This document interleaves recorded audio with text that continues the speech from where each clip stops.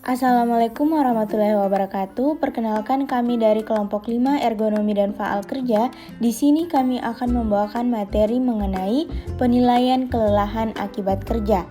Oke, langsung saja saya persilahkan kepada pemateri pertama. Bismillahirrahmanirrahim. Assalamualaikum warahmatullahi wabarakatuh. Perkenalkan, nama saya Matahari dengan NIM J1A118180. Baiklah, di sini saya akan menjelaskan tentang pengertian kelelahan. Kelelahan adalah suatu mekanisme perlindungan tubuh agar tubuh terhindar dari kerusakan lebih lanjut, sehingga terjadi pemulihan setelah istirahat. Kelelahan diatur secara sentral oleh otak. Pada susunan syaraf pusat terdapat sistem aktivasi atau bersifat simpatis dan inhibisi atau bersifat parasimpatis. Istilah kelelahan biasanya menunjukkan kondisi yang berbeda-beda dari setiap individu, tetapi semuanya bermula kepada kehilangan efisiensi dan penurunan kapasitas kerja, serta ketahanan tubuh. Kelelahan diklasifikasikan dalam dua jenis, yaitu kelelahan otot dan kelelahan umum, di mana kelelahan otot merupakan termomer pada otot atau perasaan nyeri kepada otot. Contohnya di sini, seseorang mengangkat beban tetapi melebihi kapasitas tubuhnya sehingga sering merasakan nyeri pada otot atau merasa kesakitan pada ototnya. Sedangkan kelelahan umum biasanya ditandai dengan berkurangnya kemauan untuk bekerja yang disebabkan oleh karena monotoni atau kebosanan, seperti pekerja sudah menyelesaikan pekerjaannya tetapi masih memiliki jam kerja. Intensitas pada saat bekerja, pekerja tersebut telah mengeluarkan semua tenaganya untuk bekerja. Dan lamanya kerja fisik, pekerja selalu menggunakan fisiknya pada saat bekerja. Akibatnya pekerja tersebut cepat mengalami kelelahan. Keadaan lingkungan, sebab-sebab mental, status kesehatan, dan keadaan gizi. Secara umum, gejala kelelahan dapat dimulai dari yang sangat ringan sampai perasaan yang sangat melelahkan. Kelelahan subjektif biasanya terjadi pada akhir jam kerja, apabila rata-rata beban kerja melebihi 30-40% dari tenaga kerja aerobik maksimal. Di sini kita dapat mengetahui sebenarnya jam kerja pekerja yang dimiliki per hari itu maksimal 7-8 jam per hari. Oke, baik, selanjutnya di sini saya akan membawakan materi mengenai teori tentang kelelahan otot. Jadi teori tentang kelelahan otot itu terbagi menjadi dua, ada teori kimia dan ada teori syaraf pusat. Nah, pada teori kimia secara umum menjelaskan bahwa terjadinya adalah akibat berkurangnya cadangan energi dan meningkatnya sisa metabolisme sebagai penyebab hilangnya efisiensi. Sedangkan perubahan arus listrik pada otot dan syaraf adalah penyebab sekunder. Kemudian yang kedua yaitu teori syaraf pusat. Nah, pada teori syaraf pusat menjelaskan bahwa perubahan kimia hanya merupakan proses terjadinya kelelahan kerja. Grandjean 1991 menjelaskan bahwa faktor penyebab terjadinya kelelahan di industri sangat bervariasi, dan untuk memelihara dan mempertahankan kesehatan serta efisiensi, proses penyegaran harus dilakukan di luar tekanan. Nah, untuk kelelahan yang disebabkan oleh karena kerja statis berbeda dengan kerja dinamis. Pada kerja otot statis, dengan pengerahan tenaga 50% dari kekuatan maksimum otot hanya dapat bekerja selama 1 menit. Sedangkan pada pengerahan tenaga kurang dari 20% kerja fisik dapat berlangsung cukup lama.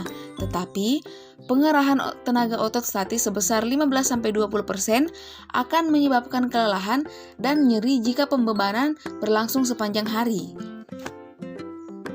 Seperti yang telah dijelaskan sebelumnya, bahwa kelelahan disebabkan oleh banyak faktor yang sangat kompleks dan saling mengkait antara faktor satu dan faktor yang lain.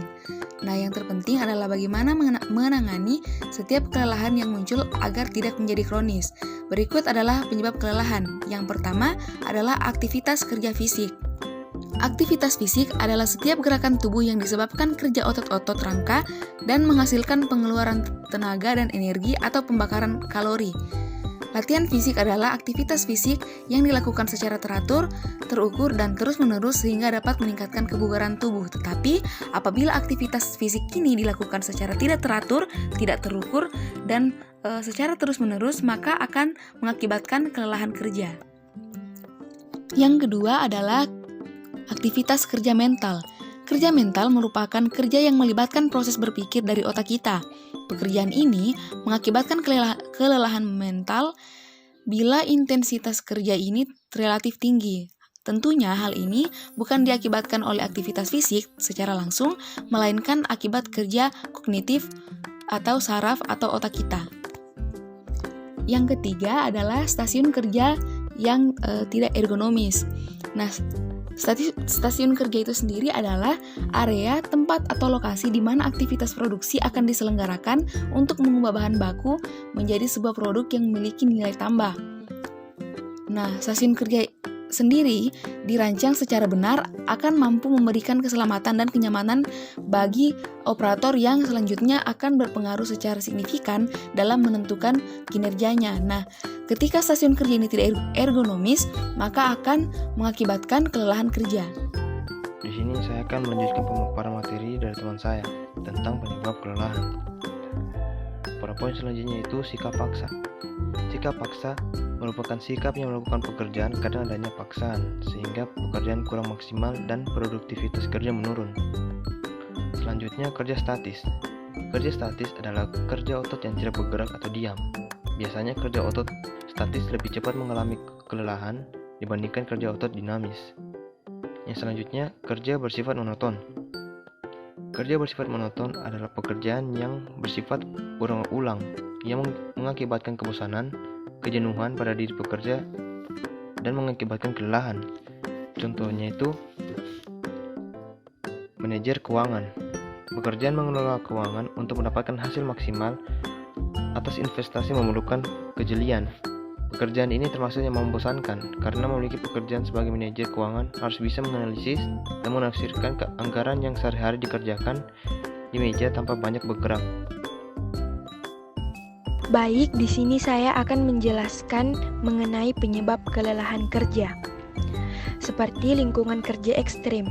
Contohnya, bekerja di bidang peluburan besi juga sangat ekstrim, mengingat setiap hari para pekerja harus dihadapkan pada benda berat, yaitu besi dan api, yang dapat menyebabkan kelelahan. Mereka para pekerja harus dibekali alat pelindung diri untuk mencegah terjadinya kelelahan kerja. Selanjutnya, psikologis. Contoh penyebab kelelahan kerja psikologis berarti di sini kita berbicara tentang psikis, seperti tekanan kerja. Tekanan kerja dari atasan. Misalnya, atasan yang terlalu menekan para pekerjanya untuk bekerja. Atasan terlalu banyak memberi pekerjaan dan dia menekankan bahwa pekerjaan yang diberikan itu harus diselesaikan dengan cepat. Seperti pekerjaannya banyak, tapi deadline-nya harus cepat. Jadi pekerja tersebut dapat tertekan psikisnya, cepat capek karena dia sudah tertekan duluan psikisnya dan terganggu konsentrasinya dikarenakan sudah tertekan dan tidak fokus lagi. Selanjutnya, kebutuhan kalori kurang. Contohnya, kurangnya mengonsumsi buah-buahan. Kurangnya makanan yang berkalori akan membuat tubuh merasa lemas yang mengakibatkan para pekerja cepat mengalami kelelahan. Kekurangan kalori dapat berakibat buruk bagi kesehatan. Asupan kalori kurang, maka asam laknat di tubuh akan menumpuk. Penumpukan asam laknat tersebut akan menimbulkan rasa lelah. Baik, yang terakhir, waktu kerja istirahat tidak tepat. Contohnya, kelelahan timbul sebagai salah satu mekanisme perlindungan terhadap tubuh, agar tubuh terhindar dari kerusakan dan memberikan sejumlah signal akan perlunya waktu istirahat. Salah satu faktor yang menjadi penyebab terjadinya kelelahan kerja adalah lamanya waktu kerja. Waktu istirahat dan waktu bekerja yang proporsional dapat menurunkan derajat kelelahan kerja. Lama dan ketetapan waktu beristirahat sangat berperan dalam mempengaruhi terjadinya kelelahan kerja. Baik, langsung saja di sini saya akan membahas mengenai cara mengatasi kelelahan kerja. Jadi di sini saya akan membahas pada poin pertama sampai dengan poin ketiga. Jadi pada poin pertama di sini dikatakan bahwa penyebab kelelahan yaitu adanya aktivitas kerja fisik. Nah, cara mengatasinya yaitu dengan kita bekerja harus dengan sesuai kapasitas fisik yang kita miliki. Karena jika kita bekerja melebihi dari kemampuan fisik yang kita miliki, maka tentu saja akan mengakibatkan kelelahan kerja. Nah, kemampuan kerja fisik adalah sebuah kemampuan kemampuan fungsional seseorang untuk mampu melakukan pekerjaan tertentu yang memerlukan aktivitas otot pada periode waktu tertentu. Lamanya waktu aktivitas bervariasi antara beberapa detik untuk pekerjaan yang memerlukan kekuatan dan sampai beberapa jam untuk pekerjaan yang memerlukan ketahanan. Tetapi, pembebanan fisik yang dibenarkan adalah tidak melebihi 30% sampai 40% dan kemampuan kerja maksimum tenaga kerja dalam waktu 8 jam sehari. Pembebanan yang lebih besar hanya dapat diperkenankan untuk waktu yang lebih singkat dan ditambah dengan waktu istirahat yang sesuai dengan pertambahan beban kerja yang diterima oleh tenaga kerja. Dalam hal ini, beban fisik mengangkat dan mengangkut, maka beban berat yang diperkenankan untuk tenaga kerja di Indonesia adalah 40 kg dan apabila dilakukan lebih dari 1 kali, maka harus disesuaikan lagi.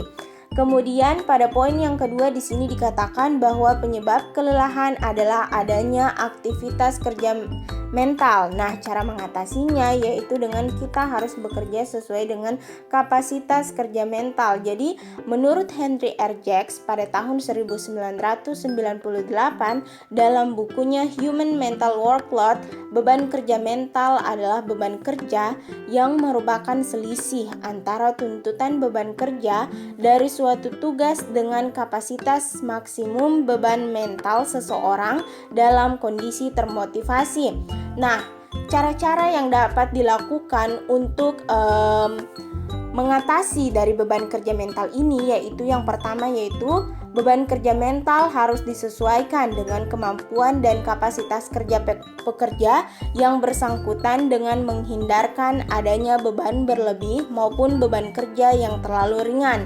Yang kedua yaitu jam kerja harus disesuaikan baik terhadap tuntutan tugas maupun tanggung jawab di luar pekerjaan. Yang ketiga, setiap pekerja harus diberikan kesempatan untuk mengembangkan karir, mendapatkan promosi dan mengembangkan keahlian. Yang keempat, yaitu membentuk lingkungan sosial yang sehat antara pekerja yang satu dengan yang lain.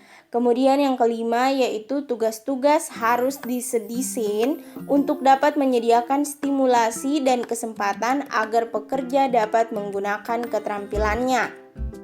Nah, selanjutnya penyebab kelelahan yang ketiga yaitu stasiun kerja yang tidak ergonomis. Cara mengatasinya yaitu dengan redesign atau mendesain kembali stasiun kerja yang ergonomis.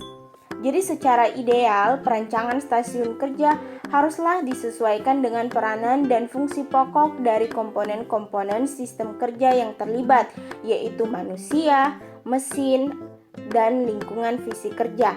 Peranan manusia dalam hal ini akan didasarkan pada kemampuan dan keterbatasannya, terutama yang berkaitan dengan aspek pengamatan, kognitif, fisik, ataupun psikologisnya.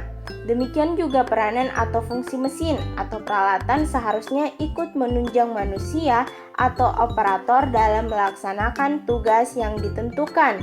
Sedangkan untuk mesin atau peralatan kerja juga berfungsi untuk menambah kemampuan manusia, tidak menimbulkan stres tambahan akibat beban kerja, dan membantu melakukan kerja-kerja tertentu yang dibutuhkan tetapi berada di atas kapasitas atau kemampuan yang dimiliki manusia.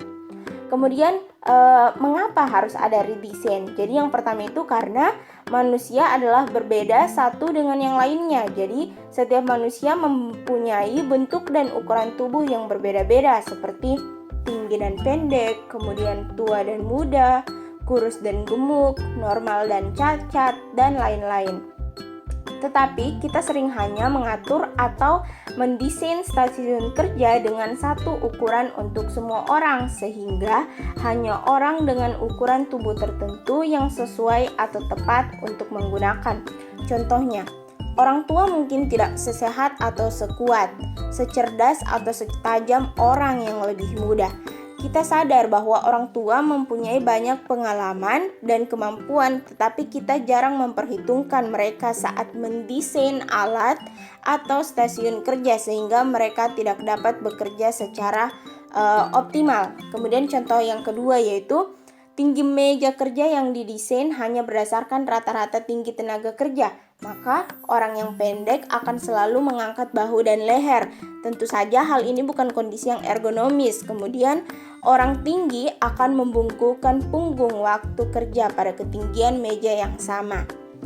Kemudian yang kedua yaitu manusia mempunyai keterbatasan. Manusia sering mempunyai keterbatasan baik fisik maupun mental. Contoh yang pertama yaitu keterbatasan fisik.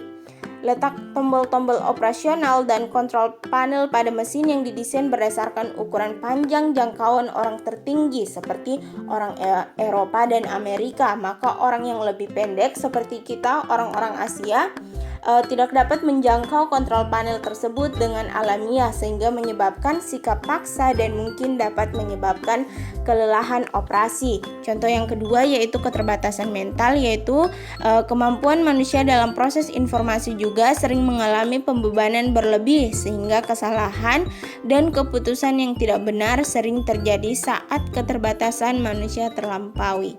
Terima kasih.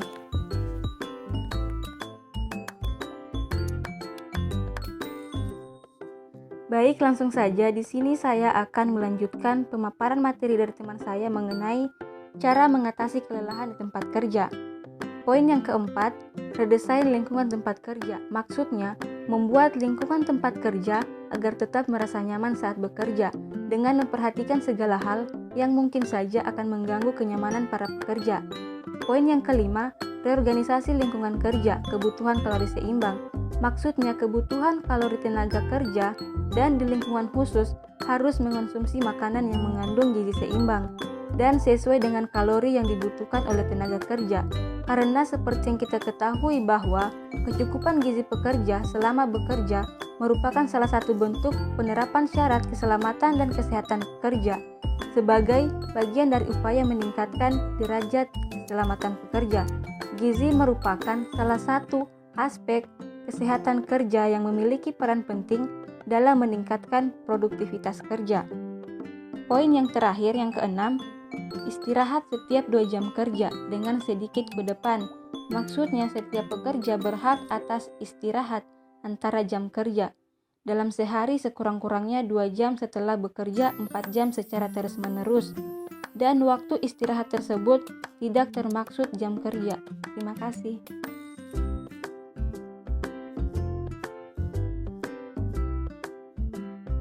Assalamualaikum. Di sini saya akan menjelaskan resiko ergonomi dan faal kerja. Yang pertama yaitu motivasi kerja turun. Akibat minimnya motivasi, hasil kerja tidak memuaskan atau di bawah standar. Paling banter cuma pas-pasan. Tentu saja kondisi ini harus segera dibenahi. Tanpa motivasi seseorang, karyawan tidak akan merasa antusias menyelesaikan pekerjaannya. Yang kedua, performasi rendah. Tentunya ada beberapa penyebab yang seringkali membuat performasi kerja tidak bisa maksimal, baik karena faktor internal maupun eksternal. Yang ketiga, kualitas kerja rendah. Sebagian besar tenaga kerja Indonesia berpendidikan rendah dengan tidak memiliki keterampilan dan keahlian yang memadai. Keempat, banyak terjadi kesalahan. Kesalahan banyak macamnya seperti salah dalam mengambil keputusan, salah dalam pekerjaan, keteledoran yang tidak sengaja, masalah kepatuhan, kedisiplinan, dan sebagainya. Yang kelima, produktivitas kerja rendah. Produktivitas kerja Indonesia saat ini dianggap belum maksimal. Salah satu penyebab rendahnya produktivitas pekerja Indonesia karena penguasaan bahasa asing yang terbatas. Keenam, stres akibat kerja. Suatu kondisi ketegangan yang mempengaruhi emosi, proses berpikir, dan kondisi seseorang. Bila seseorang pekerja mengalami stres yang berlebihan, maka hal ini dapat mengganggu kemampuan orang tersebut dalam menghadapi lingkungan dan pekerjaannya. Yang ketujuh, penyakit akibat kerja. Gangguan kesehatan yang dialami oleh seseorang akibat rutinitas atau paparan zat tertentu di tempat kerja. Kelapan, cedera. Bahaya dalam pekerjaan yang dapat menyebabkan kondisi fatal maupun non-fatal. Ada banyak penyebab dari jenis cara semacam ini, dari penggunaan otot muskuloskeletal dan persendian yang berlebihan atau kurangnya pelatihan dan orientasi. 9. Terjadi kecelakaan akibat kerja. Ada alasan mengapa suatu tempat perlu memiliki sertifikasi kesehatan dan keselamatan kerja K3. Setiap saat selalu ada kemungkinan terjadi kecelakaan di lokasi kerja. Jenis-jenis kecelakaan kerja yang sering terjadi beragam. Selain perusahaan, Anda juga dapat mengetahuinya agar lebih dapat berhati-hati dalam bekerja. Terima kasih.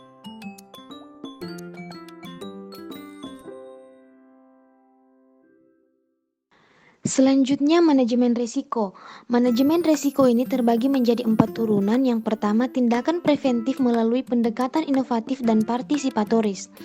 Nah, arti dari kata preventif itu sendiri adalah tindakan pengendalian sosial yang dilakukan untuk mencegah atau mengurangi kemungkinan terjadinya hal-hal yang tidak diinginkan. Tindakan preventif atau tindakan pencegahan ini dilakukan manusia, baik itu secara pribadi maupun secara berkelompok. Sedangkan inovatif artinya menciptakan sesuatu yang belum pernah ada menjadi ada atau menciptakan sesuatu yang sama sekali berbeda. Fungsi kreativitas dalam proses inovasi merupakan membangkitkan ide yang menghasilkan penyempurnaan efektivitas dan efisiensi. Sedangkan partisipatoris artinya proses sosialisasi yang lebih memfokuskan pada penanaman nilai, kebiasaan, dan norma tanpa melakukan paksaan atau kekerasan fisik. Jadi dapat kita simpulkan maksud dari tindakan preventif melalui pendekatan inovatif dan partisipatoris adalah melakukan sesuatu tindakan pencegahan dengan cara yang berbeda, dengan cara yang belum pernah ada, dan membangkitkan ide-ide baru yang menghasilkan penyempurnaan efektivitas dan efisiensi untuk menanamkan nilai atau kebiasaan serta norma yang bersifat tidak memaksa. Kemudian yang kedua, tindakan kuratif atau penyembuhan. Tindakan kuratif merupakan upaya kesehatan yang dilakukan untuk menyembuhkan atau mengurangi rasa sakit yang diderita. Kemudian yang ketiga, tindakan rehabilitatif atau pemulihan adalah suatu upaya kesehatan maupun rangkaian kegiatan yang ditujukan kepada bekas penderita, dalam hal ini pasien yang sudah tidak lagi menderita suatu penyakit, agar bisa dilakukan rehabilitatif dan dapat berinteraksi secara normal di lingkungannya, di lingkungan sosialnya. Dan yang keempat, ada jaminan masa tua. Jaminan masa tua adalah program pemerintah yang berupa pelayanan jaminan sosial yang dan proteksi untuk memberikan perlindungan bagi seluruh tenaga kerja Indonesia hingga pensiun yang disebut dengan BPJS Ketenagakerjaan. Assalamualaikum warahmatullahi wabarakatuh. Nama saya Marisa Novianti dengan NIM J1A118210. Di sini saya akan menjelaskan tentang pengukuran kelelahan. Sampai saat ini belum ada cara untuk mengukur tingkat kelelahan secara langsung. Pengukuran-pengukuran yang dilakukan oleh para peneliti sebelumnya hanya berupa indikator yang menunjukkan terjadinya kelelahan akibat kerja. Grenjen mengelompokkan metode pengukuran kelelahan dalam beberapa kelompok. Nah, di sini saya akan menjelaskan metode pengukuran kelelahan pada poin 1 dan 2. Yang pertama, kualitas dan kuantitas kerja. Pada metode ini, kualitas output digambarkan sebagai suatu jumlah proses kerja atau waktu yang digunakan dalam setiap item atau proses operasi yang dilakukan setiap unit waktu. Namun demikian, banyak faktor yang harus dipertimbangkan seperti target produksi, faktor sosial, dan perilaku psikologi dalam kerja. Sedangkan kualitas output atau kerusakan produk, penolakan produk, atau frekuensi kecelakaan dapat menggambarkan terjadinya kelelahan. Tetapi faktor tersebut bukanlah merupakan casual faktor. Metode yang kedua, uji psikomotor atau psikomotor test. Pada metode ini melibatkan fungsi persepsi, interpretasi, dan reaksi motor. Salah satu cara yang dapat digunakan adalah dengan pengukuran waktu reaksi. Apa sih waktu reaksi? Waktu reaksi adalah jangka waktu dari pemberian suatu rangsang sampai kepada suatu saat kesadaran atau dilaksanakan kegiatan. Dalam uji waktu reaksi dapat digunakan nyala lampu, denting suara, sentuhan kulit, atau goyangan badan. Terjadinya pemanjangan waktu reaksi merupakan petunjuk adanya pelambatan pada proses faal syarat dan otot. Nah, di sini juga Sanders and McCormick mengatakan bahwa waktu reaksi adalah waktu untuk membuat suatu respon yang spesifik saat satu stimuli terjadi. Waktu reaksi terpendek biasanya berkisar antara 150 sampai dengan 200 milidetik. Waktu reaksi bergantung dari stimuli yang dibuat, intensitas dan lamanya perangsangan, umur subjek, dan perbedaan-perbedaan individu lainnya. Di sini juga Setiawati melaporkan bahwa dalam uji waktu reaksi ternyata stimuli terhadap cahaya lebih signifikan daripada stimuli suara. Hal tersebut disebabkan karena stimuli suara lebih cepat diterima oleh reseptor daripada stimuli cahaya. Nah, alat ukur waktu reaksi yang telah dikembangkan di Indonesia biasanya menggunakan nyala lampu dan denting suara sebagai stimuli. Terima kasih. Bahkan diperlukan obat-obatan untuk memulihkan kondisi agar dapat fit kembali. Pengukuran kelelahan dapat menggunakan kuesioner kelelahan subjektif. Dapat digunakan untuk menilai tingkat keparahan kelelahan individu dalam kelompok kerja yang cukup banyak atau kelompok sampel yang dapat mempresentasikan populasi secara keseluruhan. Jika metode ini dilakukan hanya untuk beberapa orang saja dalam kelompok populasi kerja yang besar, maka hasilnya tidak akan valid atau reliable. Sekian penjelasan dari saya. Demikianlah presentasi dari kelompok 5 ergonomi dan faal kerja. Lebih dan kurangnya mohon dimaafkan. Wabillahi taufiq wal hidayah. Wassalamualaikum warahmatullahi wabarakatuh.